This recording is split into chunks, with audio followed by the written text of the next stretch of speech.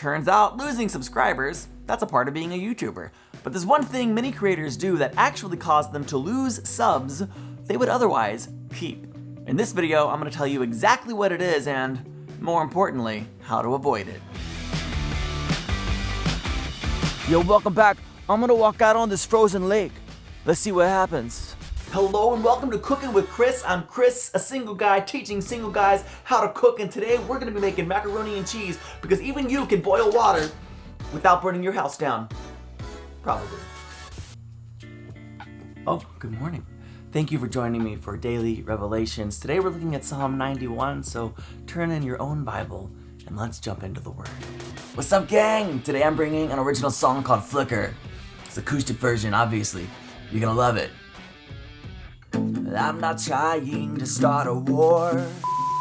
When people subscribe to your channel, they subscribed for a specific purpose. If you're a music channel, it was probably for your music. If you're a cooking channel, it probably was so you can help them learn how to cook. And the moment you stop providing people what they subscribed for, you create confusion. Now, some people are gonna stick around because they like you and you've developed a relationship with them. And bigger YouTube channels can get away with doing this more often, but the reality is people subscribe to your channel for a specific purpose, and once you stop giving them what they subscribed for, they're gonna unsubscribe. This is why you need to get crystal clear on what your YouTube channel is about. And today I have 4 steps to help create clarity on your YouTube channel. Number 1, you need to find the intersection of your passion, proficiency, and profit. Jim Collins developed these 3 questions. What are you deeply passionate about? What can you be the best in the world at? And what drives your economic engine? And then Michael Hyatt kind of took it a step farther and developed the profit, proficiency, and profit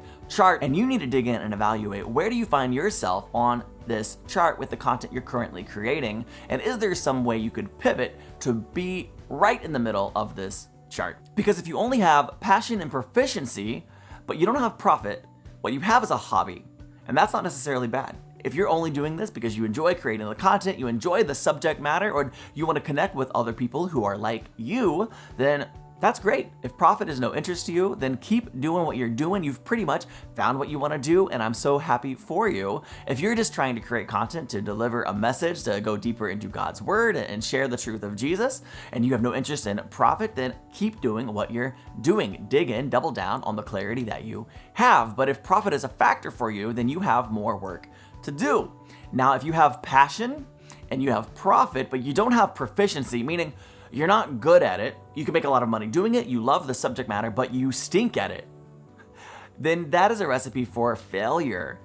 Find something else to do. Find something you're good at and passionate about that you can also make a profit in. Now, if you have proficiency and you have profit, but you're not passionate about it, maybe you could make money at it, maybe you could chug along for a little while, yay, but that's a recipe for boredom. And the reality is, no matter how good you are at it, if you're bored, it's not a recipe for longevity. Very few people can do something forever and ever and ever and they're bored out of their minds, especially video and content creation. Like, it requires so much, and if you don't enjoy it, you're gonna go crazy. I'm trying to keep you from going crazy. Find clarity, find something you're passionate about, you're profitable in, you're proficient in. Find something that you can do this in, where you intersect in all 3. That is where you need to be. That is where you will find success and satisfaction, and that is what I want for you. Okay, so you've found the intersection of all 3 of these. The next step for you is to ask for feedback. That's right, ask for feedback. Get a second opinion. Ask someone how you're doing on your channel. Get feedback on how you can improve and do better. We all need clear and consistent feedback. It's really, really important. That's how we grow. We're not always the most self-aware. We don't always see the flaws and faults in our own channel. Some of us have a bad habit of only seeing the faults and flaws in our channel, and we might need feedback to get encouragement as well as ways we can improve. But every video we make, we should be trying to get at least 1% better, and the reality is we need feedback. This is why we're creating True Fam Media. We want to create a place where creators like you can get that clear and consistent feedback to get better, to get more creative, and find the encouragement and motivation within community. The third thing you're going to want to do to get clarity on your channel is process the feedback. Think about it and then put it into action. A lot of people, they'll ask for feedback and then ignore it and disregard it. Don't do that. You're better than that. Come on. If you're gonna get feedback, and I know you're going to, you're gonna put it into action. This is what separates the ones who succeed from the ones who give up. Because if you get feedback and don't put it into action, you're gonna keep creating the same content, which means you're gonna keep getting the same results. Remember, the results you're getting are a direct result of what you've been doing. So if you wanna get better results, you have to keep consistently improving and getting better while consistently creating content. The fourth step that I need you to get started on right now is simply start. Just start.